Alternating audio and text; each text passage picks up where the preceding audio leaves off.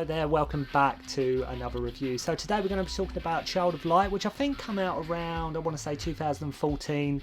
I myself didn't play it to around 2017, so it's good 2 or 3 years later till I played this game. But I remember when it came out, I remember it being everywhere. It was marketed quite heavily. It seemed to be one of these games that you could not miss, whether it be, like I say, a trailer online or like an advert on a digital store or something like that. But Child of Light seemed to be absolutely everywhere. I've played it a few times since, and again obviously recently for the purpose of this review, but it took me 2 or 3 years to actually get around to playing it originally.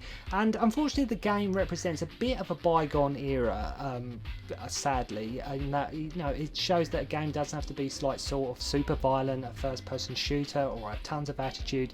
This is a sweet, beautiful game with great visuals, a fantastic haunting soundtrack, and it's sort of a cross between a platformer, an adventure game, and sort of an RPG all at once, but it doesn't lean overly too heavy into each one of them things. It sort of takes a little chunk of it and just combines it together to make what is Child of Light. Like when you start the game, you think it's going to be a standard platformer like Limbo or something, but very early on you gain the ability to fly, and you aren't limited on this either. So all the chunks of the game being a platformer soon go out the window very early on in the game. And I remember when I played it the first time back in the day, I thought there's going to be some kind of limit on this, like, you know, sort of they're going to be like a sort of flying power bar, or do you have to wait for it to recharge, or is there things you've got to collect to sort of get your fly power? It's like, no, you can just fly anywhere you like at any given time. So the very notion of it being a platformer sort of gets all but forgotten about, because you can just fly anywhere you like. Now you play as Aurora, our red-haired sword-wielding heroine who has to unite the moon, stars and sun after waking up in Numeria and taking on the evil Umbra. Of course you meet characters along the way that join the party and that you can use in battles, which I'll get a bit more into in a minute. I know when the Switch version of this came out, a sequel was teased, and I think that's obviously long been since cancelled, but what a shame. This is a game that richly deserved a sequel. You know, I think Ubisoft said they just basically didn't want to put more money into it. I think they'd much rather, you know, put more money into like another Far Cry installment or another Assassin's Creed installment, and that's all well and good. I love them games as well, but unfortunately sometimes it's just about how much money you throw at a game, how violent it is, how much more over the top it is. But there will always be a niche and a market for sweet, beautiful, charming games like this, and Child of Light is a real testament to games of that nature. But you know, the fact it didn't get a sequel, it is a shame, but in a way that sort of works in its favour, because sometimes when a game doesn't get a sequel, its legacy gets even bigger. You know, it becomes its own thing, its own commodity, a moment in time. And Child of Light, as I say, it's very sweet. It's a very sweet, gentle game that I think everybody really should give their time to. With Ubisoft, they, you know, let's just go with Assassin's Creed. That's selling well, you know. And unfortunately, games like this have been somewhat forgotten about, because it is a little gem. And there's obviously real creative talent and visionary people involved with this game, and they, you know, it's just a shame it didn't sort of get a sequel. And you'll fall in love with the watercolor look and the art style of the game right away. It's one of them games. It's not too intimidating either. Everything's kept really simple. So even if you've never played an RPG before, this isn't like going into something like Final Fantasy the first time and you've got no experience with RPGs whatsoever. Everything is kept really simple. There's nothing to be intimidated by here whatsoever, and it's sort of impossible to get lost as well. Like, you cannot get lost in the game. The game has a great flow to it, as I say, great fairy tale vibe, great watercolor look, and as I say, very, very sweet, very beautiful game. And it's one of them games, like I was playing back, like I say, I remember about 8 years ago now when I played it the first time, and I remember playing it and I just couldn't put it down. I started playing it 40-50 minutes, not expecting too much, and I just occasionally, just gradually, it was like, I've got to get back on Child of Light. You know, I just want to carry on with this game.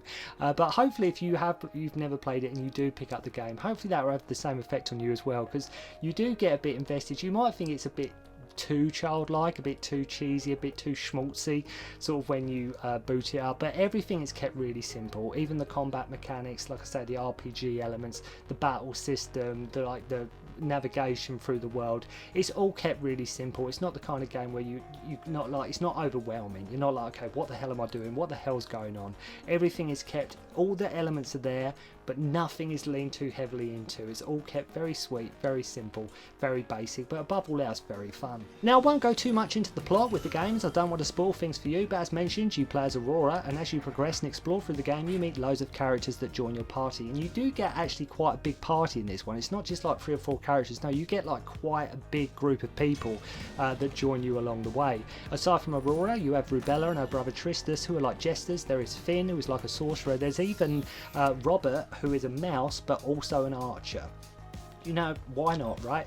There's Gen, who's like another sorceress. You have Aningus, who is like your muscle. Now the battles are turn-based, and you can only use 2 of your party at a time. So that, again, another thing with the battle system. It's not like you have to manage loads of characters when you are having a battle. As I say, it's all turn-based, and you can only use 2 people at a time. I, for the most part, usually only used Aurora, Rubella, Finn, or Gen, largely because Gen could paralyze enemies. Finn had elemental magic. Aurora was just like an all-rounder, and Rubella could like heal and shield you sort of from status effects. So them 4 characters were the characters that I usually stuck with.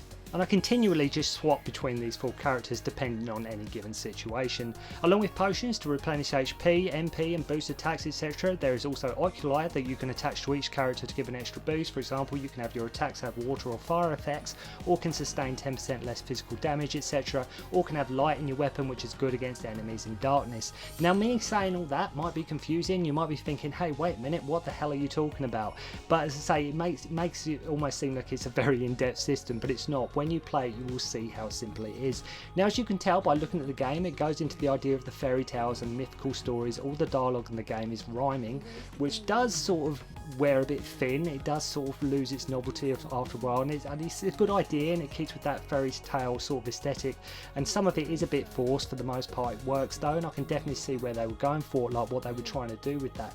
But the rhyming does after a while, some of the rhymes they are in the game are very sort of, oh, that barely rhymes. You know, like the narrator, when the story's being told to you, it's like some of the rhymes that do happen, they barely actually do rhyme, but we can sort of forgive that.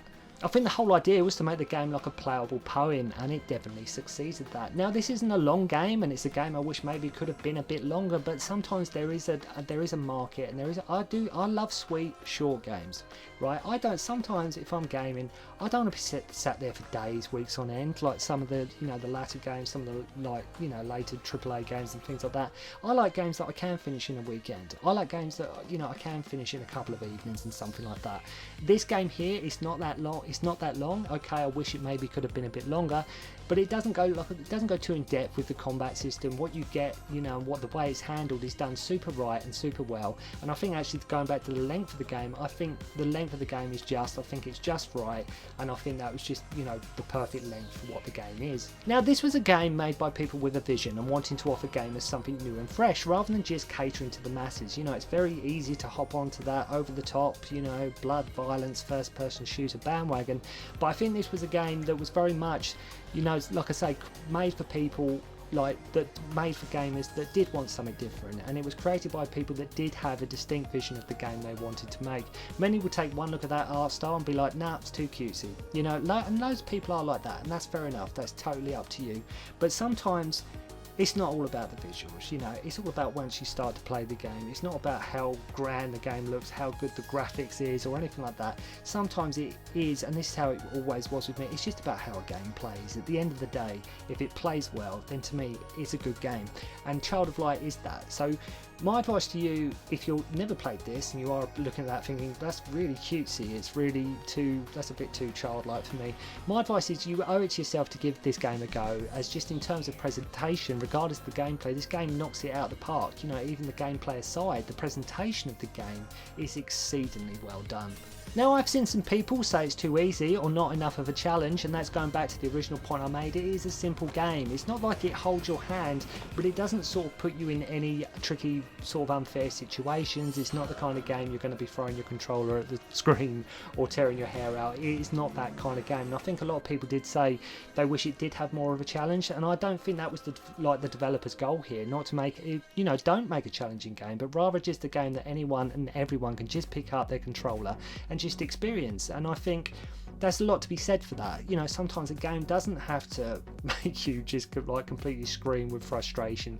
Sometimes it is about that experience, and it is about just, you know, going into this world that these obviously very talented and imaginative people have created, and that's exactly what Child of Light does. This is the kind of game that, going back to my original point, that we need more of. Visionary games that try something new, they try something fresh. I mean, this game is over 10 years old now, and if you got some downtime one weekend, pop in some Child of Light. Hopefully you will find, like I did, it's a very charming, beautiful RPG, fantasy, mythical adventure game that's great to look at, music that suits the game perfectly, and a somber, almost downbeat tone sometimes, but then most fairy tales do, right? As I say, it's actually quite somber, it's actually quite melancholy in its nature, but I think that's just them giving into that sort of fairy tale sort of effort that the game is trying to represent. As I say, a game that truly deserves a sequel, but hey, sometimes when the sequel doesn't happen, it just means like the original becomes even more beloved. So make sure to go and check out Child of Light if you've never played it. Don't be put off by the cutesy schmaltzy graphics. Give it a go. It's not that hard, it's not that challenging,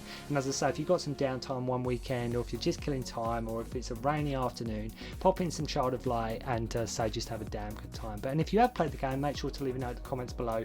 Let me know what you thought of it. So thank you very much indeed for watching. Hope you enjoyed the review. I'll see you again soon. Don't concentrate on the finger, or you will miss all that heavenly glory.